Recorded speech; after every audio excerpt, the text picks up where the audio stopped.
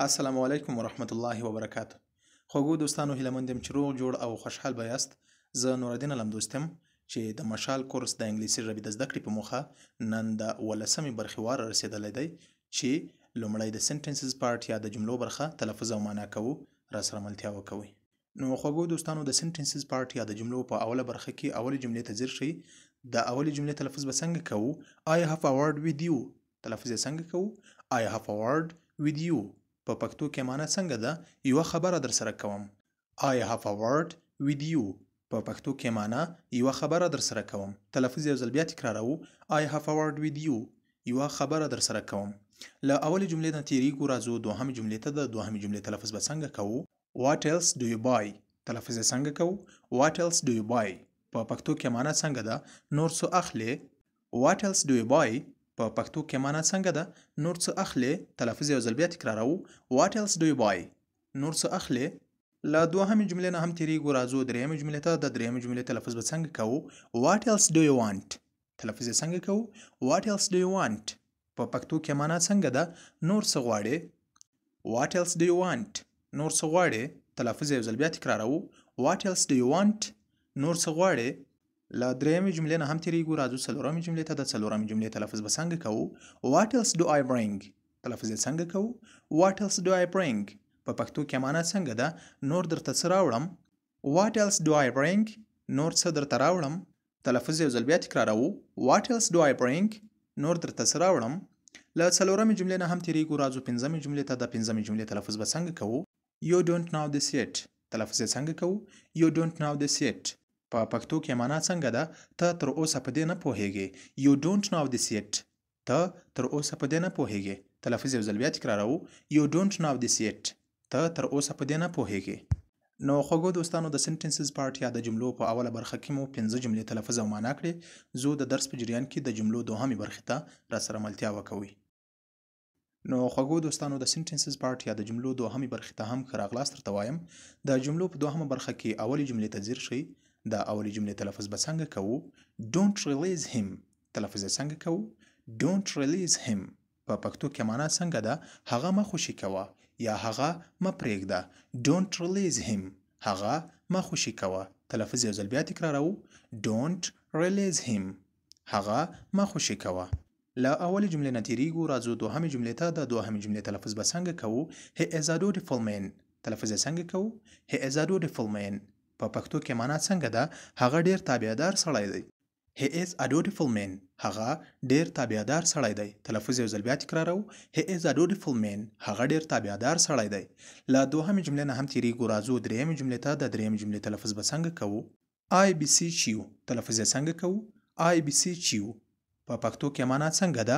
زارۍ درته کوم. I beseech you. زارۍ درته کوم. تلفظ یو ځل بیا تکراروو. I beseech you. زارۍ درته کوم. له درېیمې جملې نه هم تیریږو راځو څلورمې جملې ته. د څلورمې جملې تلفظ به څنګه کوو؟ This is in your ability. تلفظ یې څنګه کوو؟ This is in your ability. په پښتو کې معنا څنګه ده؟ دا ستا په وس کې ده. This is in your ability.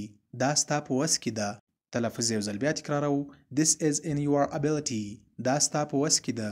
له څلورمې جملې نه هم تیریږو راځو پنځمې جملې ته. د پنځمې جملې تلفظ به څنګه کوو؟ He accepted Islam. تلفظ یې څنګه کوو؟ He accepted Islam. هغه اسلام قبول کړ. He accepted Islam. هغه اسلام قبول کړ. تلفظ یو ځل بیا تکراروو. He accepted Islam. هغه اسلام قبول کړ. نو خوږو دوستانو د سنټنسز پارت یا د جملو دوهمه برخه مو هم تلفظ او معنا کړه. زه د درس په جریان کې د ورډز پارت یا د لغاتونو برخې ته را سره ملتیا وکوئ. نو خوږو دوستانو د ورډز پارت یا د لغاتونو برخې ته هم ښه راغلاست درته وایم.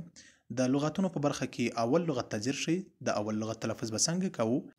Together. تلفظ یې څنګه کوو؟ Together. په پښتو کې معنا یو ځای. Together. Together د یو ځای په معنا ده.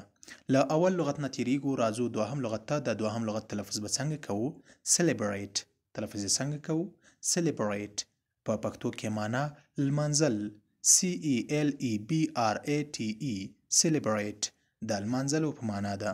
له دوهم لغت نه هم تیریږو راځو دریم لغت ته. د دریم لغت تلفظ به څنګه کوو؟ Decide. تلفظ یې څنګه کوو؟ Decide. په پښتو کې معنا تصمیم نیول. Decide. Decide.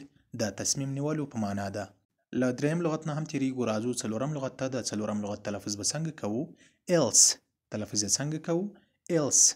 په پښتو کې معنا بل یا نور. else د بل یا نور په معنا ده. ELSE else بل یا نور. له څلورم لغت نه هم تیریږو. راځو پنځم لغت ته. د پنځم لغت تلفظ به څنګه کوو؟ fair.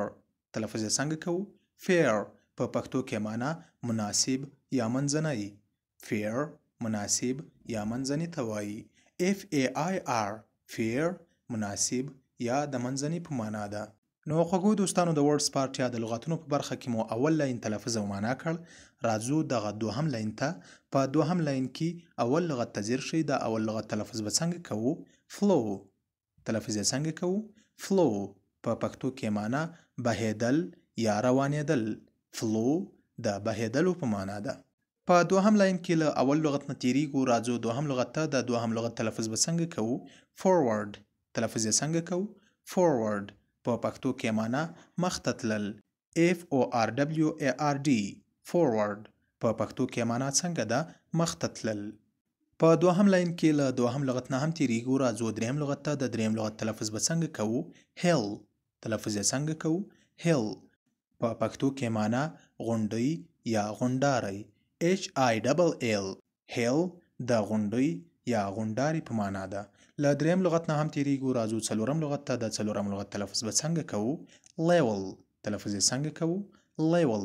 په پښتو کې معنا درجه یا اندازه. LEVEL level د درجې یا اندازې په معنا ده. په دوهم لاین کې له څلورم لغت نه هم تیریږو. راځو پنځم لغت ته. د پنځم لغت تلفظ به څنګه کوو؟ puddle. تلفظ یې څنګه کوو؟ puddle. په پښتو کې معنا ډنډ.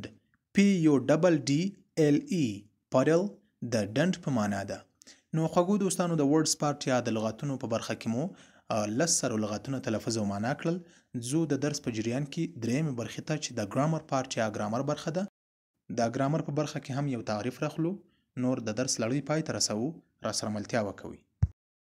نو خوږو دوستانو د ګرامر پارت یا ګرامر په برخه کې نن څه وایو؟ family of noun د اسم یا نوم کورنۍ. راځو د اسم یا نوم کورنۍ یا د family of noun په کورنۍ کې کوم نومونه دي؟ نمبر 1 noun as meaning. اول اسم د معنا لمخې. نمبر 2 noun as cases. دوهم اسم د حالت لمخې. نمبر 3 noun as gender. دریم اسم د جنسیت لمخې. نمبر 4 noun as number. څلورم اسم د شمیر لمخې. نو خوږو دوستانو دا و د family of noun د اسم یا نوم کورنۍ ډولونه چې تاسو ته مو په لیست کې راوړي دي او هر نوم مو تاسو ته تلفظ او معنا کړ. دا چې په راتلونکي درسي ویډیوګانو کې د هر نوم تعریف څنګه دی تاسو ته به وړاندې کوو او در پیژنو به ان شاء الله. نو خوږو دوستانو د ګرامر پارت یا ګرامر په برخه کې مو همدا د family of noun یا د اسم کورنۍ راخسته و چې کوم ډولونه دي، کوم نومونه دي. نو د همدې نومونو له ډلې څخه به هر یو په خپل وار سره تعریفوو ان شاء الله. تاسو را سره اوسئ او زموږ یوټیوب چینل مو که سبسکرایب کړی نه وي کولی شئ چې د سبسکرایب تڼۍ ته لاړ شئ، هغه در سره کلیک کړئ ترڅو زموږ هره نوې اپلوډ شوې ویډیو ستاسو مخې ته راشي. نو خوږو دوستانو د ګرامر پارت یا ګرامر برخه په همدې ځای پای ته رسوو. هیله مند یم چې تاسو به هم ستړي شوي او خسته شوي نه یاستئ. دا چې د درس پای ته رسیدلی یو له تاسو نه هم په همدې ځای اجازه غواړم تاسو چې هر چیرته یاست لوی الله جل جلاله ته مسپارم. خوشحال، کامیاب او سرلوړي اوسئ.